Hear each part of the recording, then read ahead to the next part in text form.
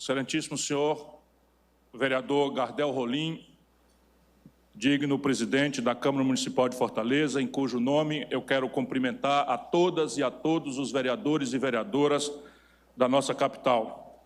Meu caro Amarílio Macedo, não há de ser injusto que eu destaque nele um dos grandes apoiadores dessa luta, que foi as diretas no meio empresarial. Quero cumprimentar o professor Luiz Moreira, nosso conterrâneo que brilha nas Alterosas, nas Minas Gerais, em cujo nome também cumprimento a todos os intelectuais aqui presentes.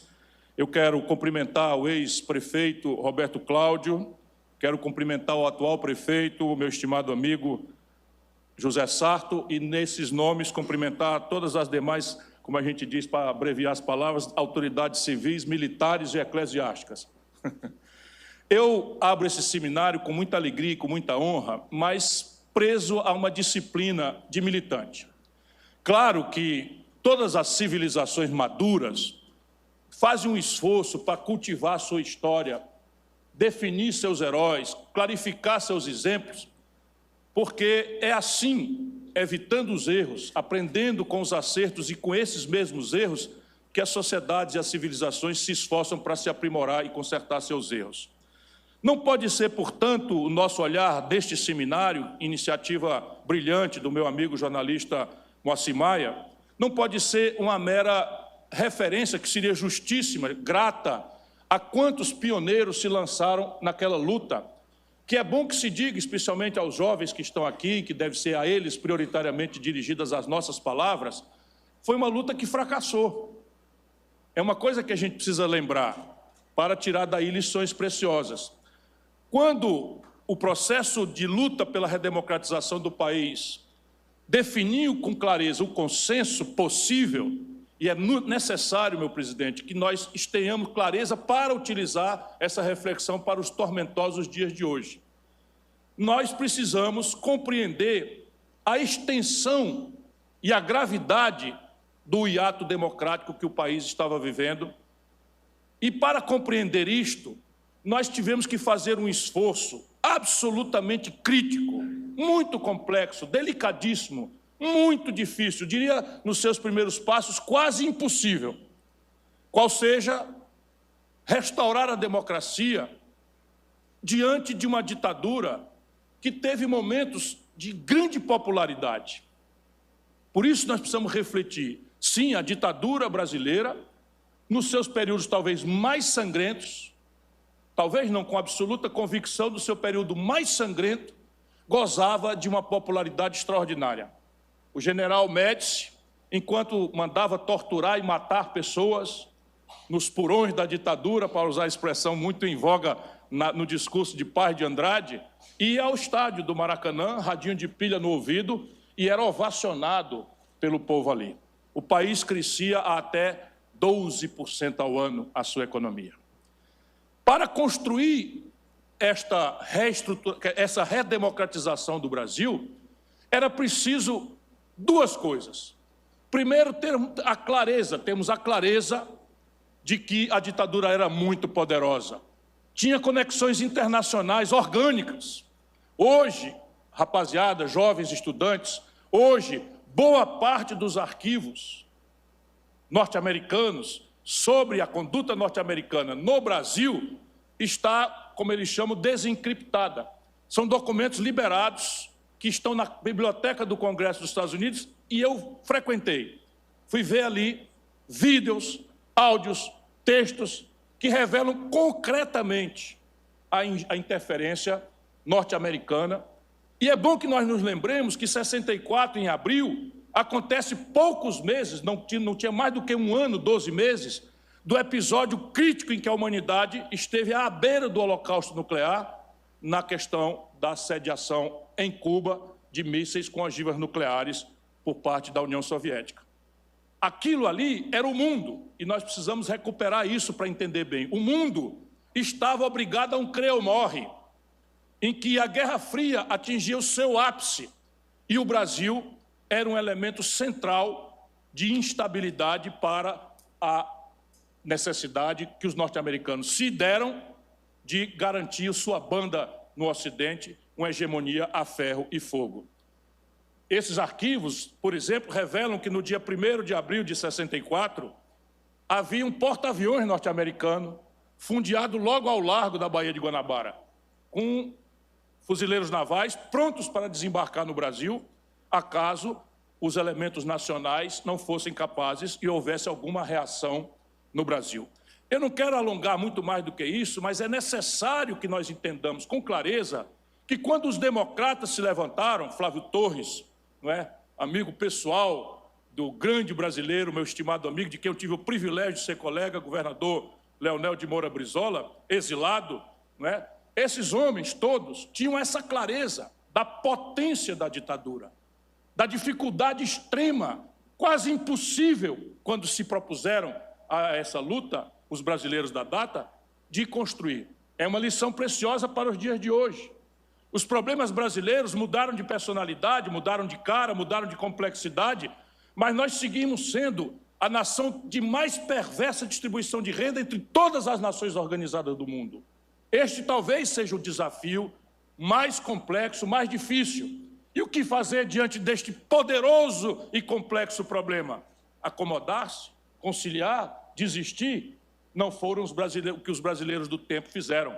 Diante do reconhecimento da potência extraordinária e ameaçadora das forças internacionais e locais que estruturavam uma ditadura, lançaram-se à luta. Essa é a primeira lição daquele tempo que eu gostaria de rememorar para os tempos de hoje.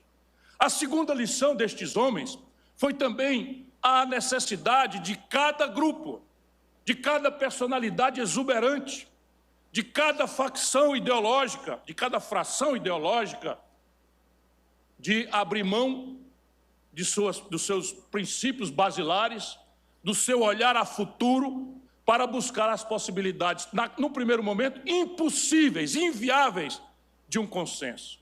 E vejam que construção extraordinária. João Amazonas liderava o PCdoB, que tinha, por as tantas, adotado a luta armada como linguagem de enfrentamento da ditadura. Cearenses morreram, recrutados pelo PCdoB, em Xambioá. Presos, Genuíno foi preso, o Bergson Gurjão foi assassinado brutalmente, enfim, naquela linguagem de ir às armas, e estava João Amazonas neste coletivo. Necessariamente tinha que abrir mão. O socialismo, dito moreno, para aperfeiçoar entre nós brasileiros a nossa personalíssima identidade nacional, o socialismo tinha expressões importantes. No nacionalismo varguista revisitado, de Leonel de Moura Brizola, no socialismo argelino, insurreto, redivivo em Miguel Arraes, cearense, emprestado a Pernambuco. Eram duas expressões de socialismo, mas havia também liberais, criptoconservadores, porém democratas, viscerais democratas. Vejam, Franco Montoro, um democrata cristão, que hoje seria considerado de direita. Vejam, Teotônio Vilela, um usineiro de Alagoas, expressão talvez mais caricata possível da oligarquia rural, mais atrasada do latifúndio nordestino. Sabe de quem é filho o grande brasileiro Aldo Rebelo? Do vaqueiro de Teotônio Vilela, para vocês verem ali a distância. Pois bem, foi a capacidade extraordinária desses grandes homens, para além daquela percepção humilde, mas audaciosa, de confrontar o inimigo provavelmente impossível de ser derrotado, mas houve também ali o esforço generoso de catar entre diferenças profundas e abissais os cacos de consenso possíveis. E olha que obra genial, para os jovens especialmente, que hoje torcem o nariz e não lhes faltam razões para isso, para a política, que virou entre nós praticamente um pardieiro de pilantras, um ajuntamento de mentirosos, um punhado de ladrões, um punhado de patetas, um punhado de demagogos. Mas é a política, a linguagem da democracia. E vejam o que esses homens fizeram. Puseram cada um deles no cabide de entrada da sala de reunião suas convicções ancestrais, seus antagonismos viscerais, e deram-se a tarefa de, em nome do Brasil, consertar uma unidade também absolutamente improvável, um democrata cristão e um comunista, a luta armada e um reformista conservador. Ulisses Guimarães, celebrado, o senhor diretas, Ulisses Guimarães era um católico conservador do interior de São Paulo, muito conservador em qualquer outro critério que se queira considerar. Pois bem, esta gente se reúne, reconhecendo a prepotência e a força praticamente incalculável naquelas datas da ditadura, reuniram-se e deram-se ao esforço de catar entre suas profundas e abissais diferenças o que era consenso. E aí se concertou uma obra para a história referir, uma obra política para a história referir. Se percebeu que a única forma de aceitar, de construir o consenso necessário, humilde diante da prepotência do antagônico, era o temário institucional. E se aterrizou com muita rapidez e facilidade. Anistia para que todos os brasileiros pudéssemos nos reunir novamente, sem perseguição, sem tortura, sem violência. Reunida a família brasileira, eleições diretas para reconstituir todo o tecido dirigente da nação, usurpado pela prepotência das nomeações de bajuladores, de fisiológicos, de clientelistas, de corruptos. É muito bom que se diga com clareza de muitos corruptos, porque o pretexto moralista que embalou 64, no fim construiu uma das trempes mais corruptas da história do Brasil, não que hoje não haja rivais absolutamente equipotentes, equivalentes aos corruptos de antanho. Esse parece ser um câncer do qual o Brasil não consegue também se livrar, pelo menos institucionalmente. Pois bem, a anistia traria todos de volta, as eleições diretas daria de volta legitimidade aos agentes do Estado brasileiro e, ao fim, nós reconstitucionalizaríamos o país por uma Assembleia Nacional Constituinte, dizíamos nós, a plena força nas assembleias de estudantes, livre, soberana e democrática. Mas não havia quem não discordasse para dizer, vírgula, sob o controle dos trabalhadores. E nós, para construir o consenso, conseguimos tirar o sob controle dos trabalhadores para que o consenso se aperfeiçoasse. Jovens brasileiros, nós ganhamos todas. Nós ganhamos todas. Nós somos testemunhas vivas, relativamente jovens, algumas delas.